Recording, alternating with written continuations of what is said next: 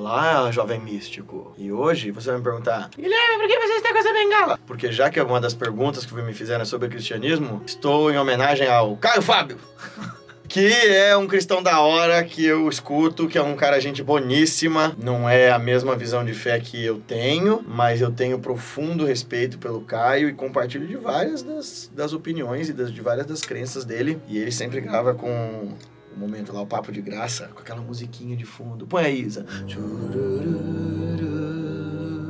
E ele fica sempre com uma bengala na mão, nunca entendi o rolê. Mas hoje, vamos fazer o que, Matheus, no vídeo de hoje? Responder perguntas. O quê? Opa! Ele ia falar dos trouxas, vocês ouviram, né? Não, brincadeira. A gente vai responder as perguntinhas que vocês mandam nas caixinhas. Foi brincadeira. Ai, gente, a gente faz piada, agora eu já fico até com medo, assim. Cultura do cancelamento. Chama-se brincadeira. Vamos responder suas perguntas depois da vinheta.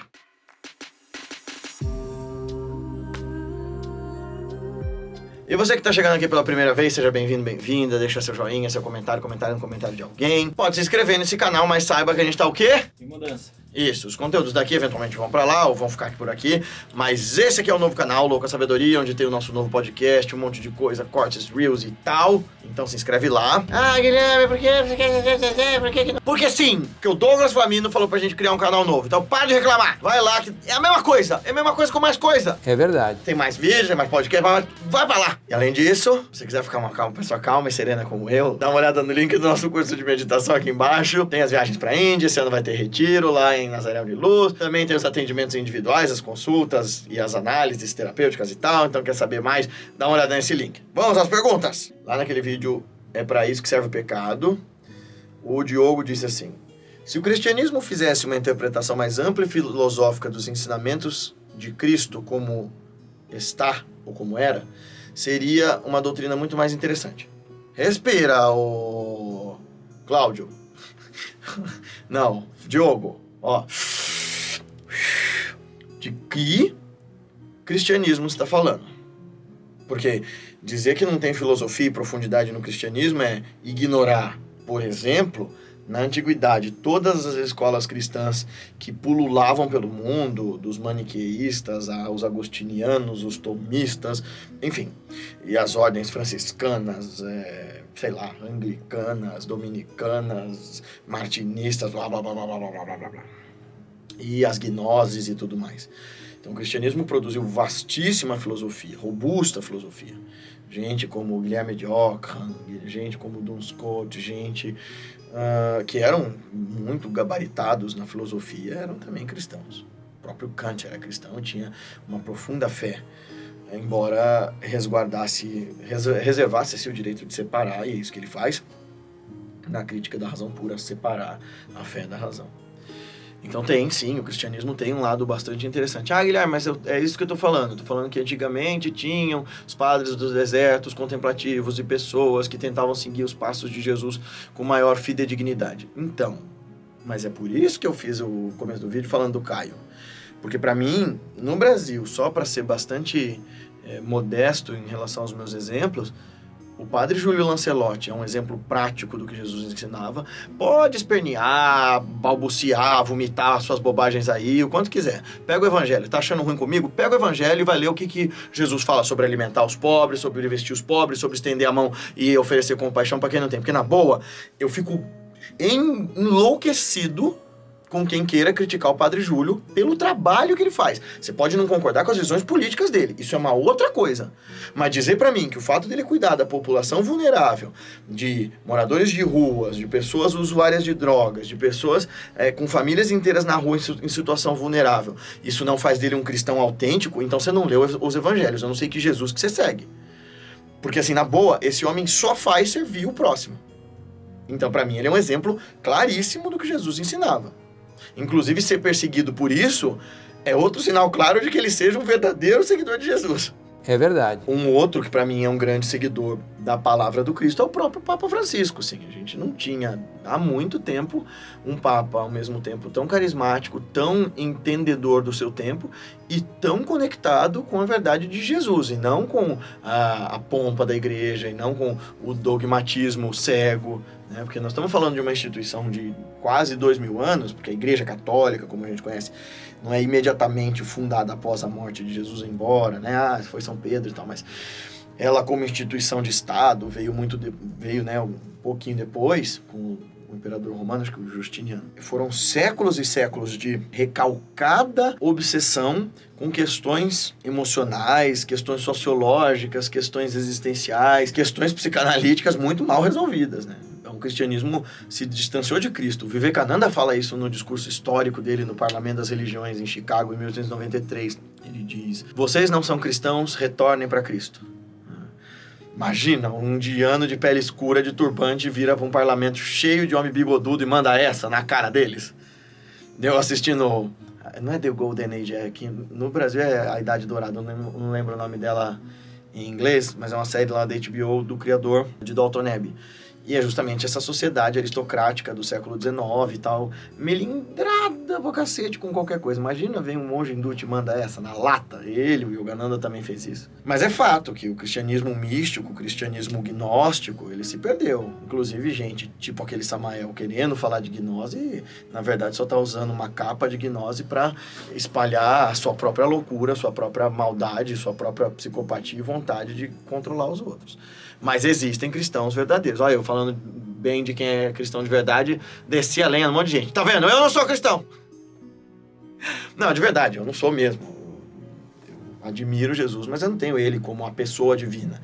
No máximo, no meu caso, como um seguidor do Advaita, eu acho assim, ele pode ser um avatar? Sem dúvida. Mas ele é um avatar da mesma maneira que Shankara, da mesma maneira que Krishna, da mesma maneira que Ananda Maima, enfim. É alguém que realizou o divino em si. O que não é pouca coisa. Isso, para mim, é a meta da vida e da existência.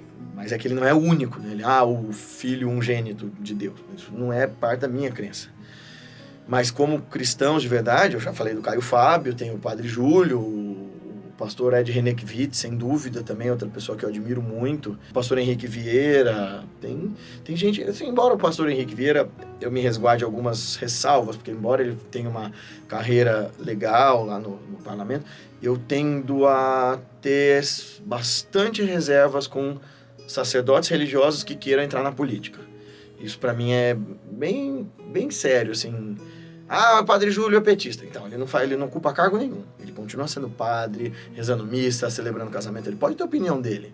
Mas ele, enquanto instituição, né, enquanto membro da instituição, a qual ele faz parte, ele é bastante coerente. Além disso, tem muita gente muito versada no cristianismo filosoficamente. Então, alto lá, quando você diz, o cristianismo seria mais interessante. Existe um cristianismo interessante, ele só não é para as massas. E, olha, nunca foi, viu?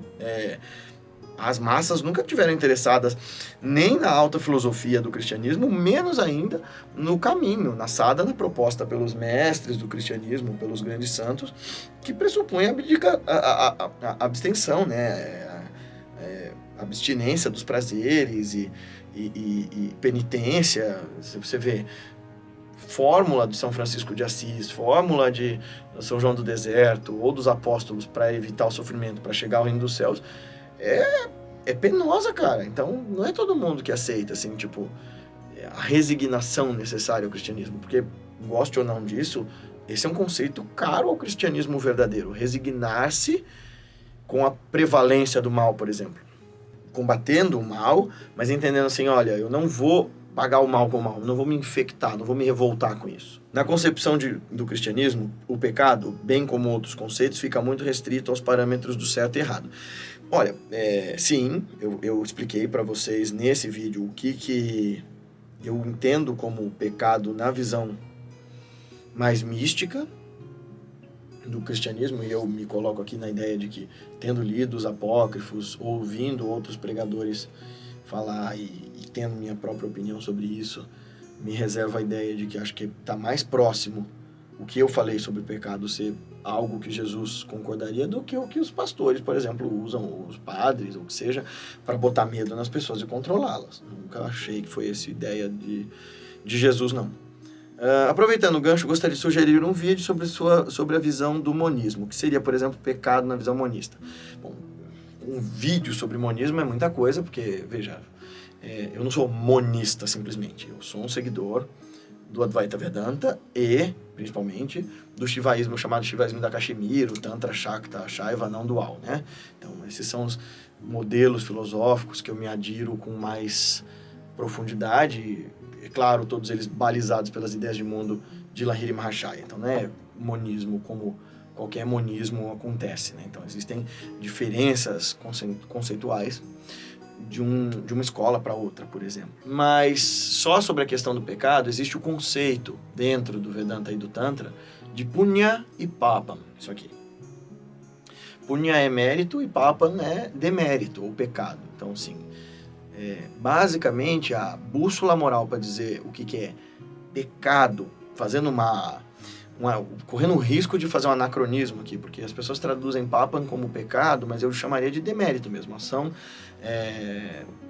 não meritória, que gera consequências. Então, por que ela gera consequências? Porque você mexe na lei do Dharma negativamente? Mas se você quiser entender isso de forma mais prática, a bússola moral, a bússola ética aqui para punya e papam vivemos em coletividade. Todo mundo aspira por felicidade, todo mundo passa por sofrimento. Se as suas palavras, pensamentos e atos, feitos deliberadamente ou de forma ignorante, geram sofrimento para você ou para o outro, isso é demérito, isso é papam, isso gera consequências funestas, isso gera tendência neurótica de repetição, isso gera remorso, isso gera culpa, isso gera confusão existencial. Então isso é papam, e isso leva, dentro das explicações mais metafísicas dessas tradições, isso leva a um pós-morte não legal, né? Você vai para dimensões não maneiras. Mas acho que é isso, acho que eu te respondi de uma forma bastante ampla a tua pergunta. Próxima! R.K. Gold's Wisdom disse, né, na frequência do amor.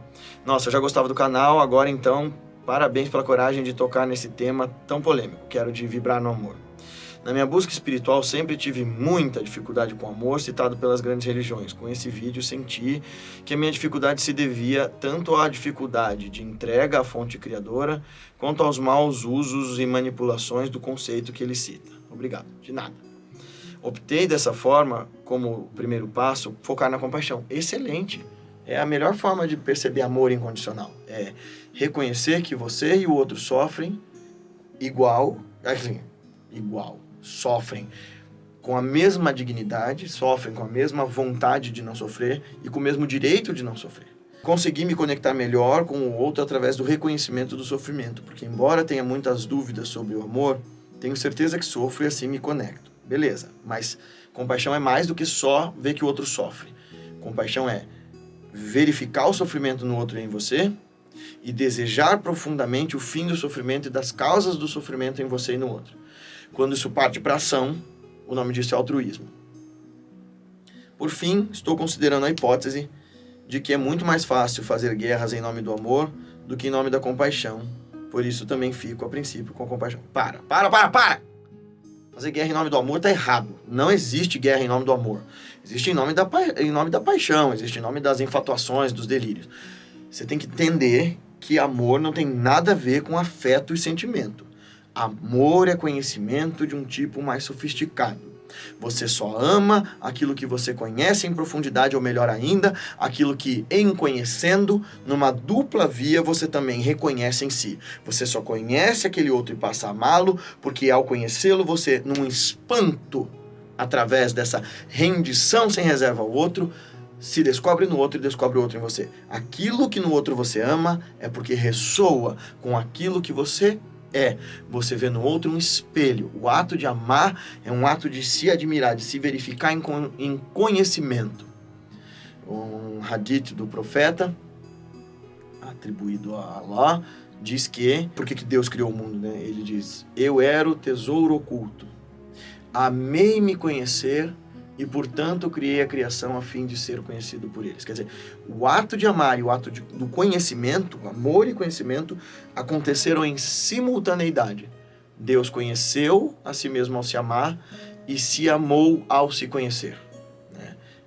Quando revelou o seu tesouro oculto e criou outros seres, ou seja, nesse ato do reconhecimento, reconhecer Deus em todas as coisas. A compaixão e o amor, eles têm uma mesma natureza.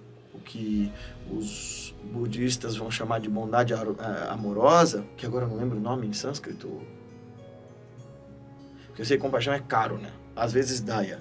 mas bondade amorosa é forever. Olha aí. Aguenta aí que o Matheus vai achar mais.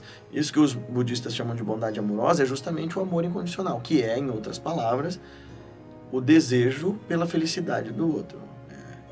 A aspiração para que você e o outro sejam felizes e que encontrem as causas da felicidade. Tá bom? Achou? Então é isso, vocês vão ficar com esse mistério. Quem souber, deixa aí nos comentários. Bondade amorosa em sânscrito é? E em Pali é? Ai, Guilherme, que preguiça, você está com sono? Estou com sono, o Matheus está com sono, a gente ainda tem que treinar giro surf, né? Sim. Por que o Guilherme está descaralhado hoje nesse vídeo? Por quê? Por que, Matheus? Tá fácil a vida, não tá? Tá. A agenda tá tranquila. Menino, gente, agora sim. Eu abri a agenda para fazer os atendimentos, falei já para vocês, são atendimentos personalizados, tem gente que precisa de atendimento com meditação, outros com análise, outros com a mentoria do CB. E é bem legal, é um trabalho bem bacana, mas isso desgasta. Então tem meu mestrado, que esse vídeo vai sair depois, mas meu mestrado é a defesa dia 21 de dezembro. Aquele mestrado, famigerado mestrado. Tem artigo, tem capítulo de livro que eu fui convidado para escrever, que eu tenho 4 dias para escrever. Tem esses vídeos para gravar, tem Instagram, tem o que mais? Tem a vida também para viver, né? Em algum momento a gente também tem que respirar, tem que fazer meditação de todo dia, tem que ir pra academia de todo dia. A única coisa que eu não me desmotivo de fazer e que eu deveria era comer. Aí, meu filho, aí é difícil. Ainda bem que eu vou pra Índia. Tô indo agora, inclusive. Você que quer viajar com a gente, se prepara, porque a próxima viagem é provavelmente é pros Himalaias em setembro de 2024. Final de setembro. E depois fica aquele papinho. Ai, mas tá muito em cima da hora. Ano que vem eu vou. Não tem. Eu não repito roteiro. Não vai, não foi. É isso. Não vai, não foi, não will. Até mais. Tchau. Gostou desse vídeo? Então não esquece de compartilhar com seus amigos em todas as suas redes sociais e fazer com que essa nossa Sangha Online, esse nosso trabalho, essa nossa comunidade de pessoas que praticam juntas, cresça e essa mensagem se espalhe, transformando mais vidas. Dá uma olhada no nosso clube de membros. Lá vai ter um monte de conteúdo exclusivo, uma série de lives e de leitura de ensinamentos, poemas e textos dos mestres que ajudem a gente a desvendar os caminhos da nossa consciência e realizar de fato a revolução de si, nos tornando hoje melhores do que nós fomos ontem e amanhã melhores do que nós somos hoje. Até o nosso próximo vídeo. Até mais!